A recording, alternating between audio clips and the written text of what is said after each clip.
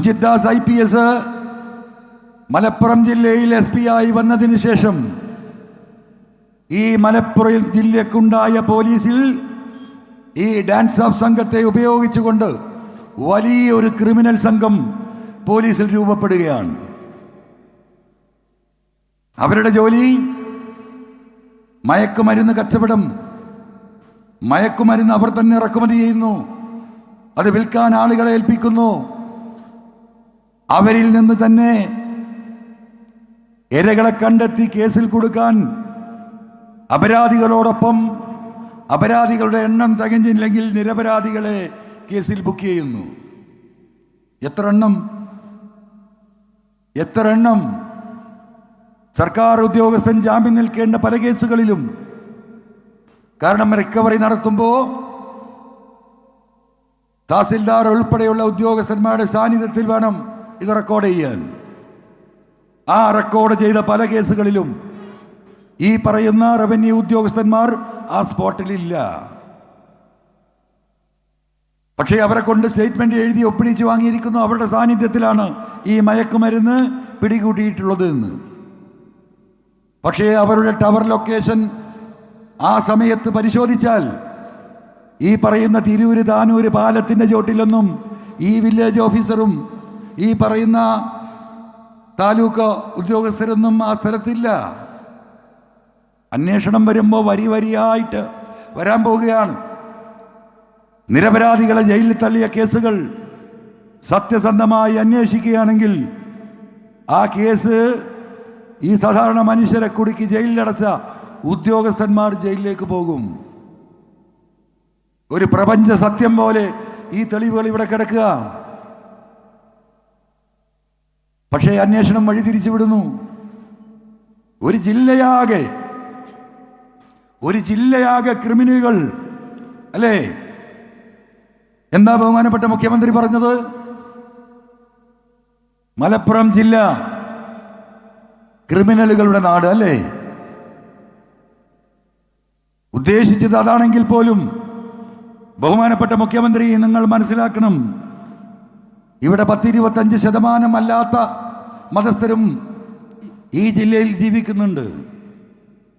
നിങ്ങൾ ഒരു മതത്തിൽപ്പെട്ടവരെ മാത്രം കുറ്റവാളിയാക്കുമ്പോൾ അവരോടൊപ്പം ഒരു പായൽ കിടന്നുറങ്ങുന്ന, ഒരു പാത്രത്തിൽ നിന്ന് ഭക്ഷണം കഴിക്കുന്ന, ഈ അങ്ങാടിയിൽ ഇറങ്ങി മുഹമ്മദും ഭാസ്കരേട്ടനും ഒരു ചായ മുറിച്ചു കുടിക്കുന്ന മലപ്പുറം ജില്ലയിൽ അങ്ങനെ ഒരു സമൂഹം കൂടി ഇവിടെ ജീവിക്കുന്നുണ്ടോ പ്രിയപ്പെട്ട മുഖ്യമന്ത്രി? അവരെ കൂടി നിങ്ങൾ ക്രിമിനൽ വൽക്കരിക്കുന്നു. തിരുത്താൻ പാർട്ടി തയ്യാറുണ്ടോ? സ്റ്റേറ്റ്മെന്റ് തെറ്റാണെന്ന് പറയാൻ പാർട്ടി തയ്യാറുണ്ടോ? ഇല്ലല്ലോ. ഞാൻ ഉന്നയിച്ച ഈ കാര്യങ്ങൾ മുഴുവൻ അവജ്ഞയോടെ തള്ളിക്കളയുന്നു. ഈ നാട്ടിലെ സാധാരണക്കാരുടെയും പാവങ്ങളുടെയും പാർട്ടി എന്ന് പറയുന്ന കമ്മ്യൂണിസ്റ്റ് പാർട്ടിയുടെ ബഹുമാന്യനായ സംസ്ഥാന സെക്രട്ടറി തള്ളിക്കളയുന്നു. ഞാൻ എന്തുമായിട്ടാണ് രംഗത്തേക്ക് കടന്നു വരുന്നത്?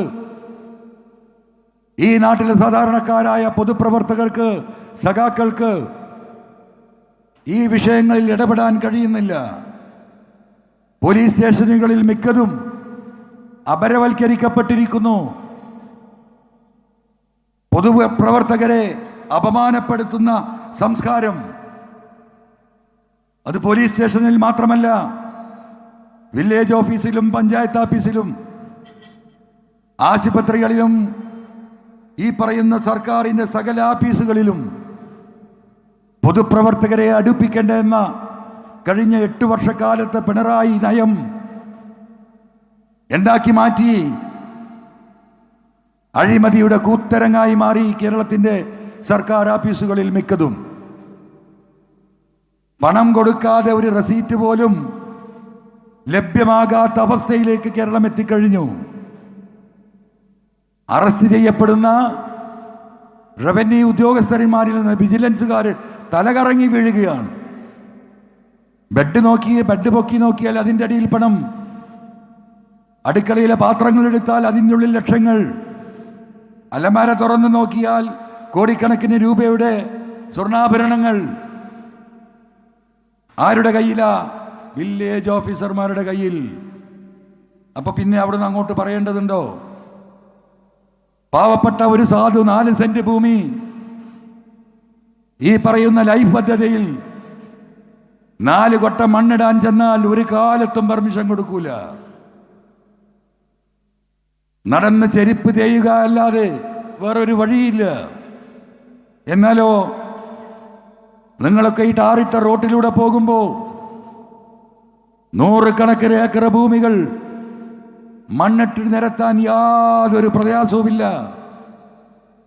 നീതിപൂർവം ഭരണം നടത്തുന്ന ഈ ഗവൺമെന്റിന്റെ കീഴിൽ PV അൻവർ കത്ത് കൊടുത്തിട്ടുണ്ട് ഈ വിഷയത്തിൽ.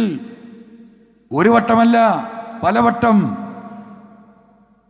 ഇന്നലെ പറഞ്ഞല്ലോ ഗോവിന്ദ മാഷ്, അൻവർ ഒരു കത്തും തന്നില്ല എന്ന്.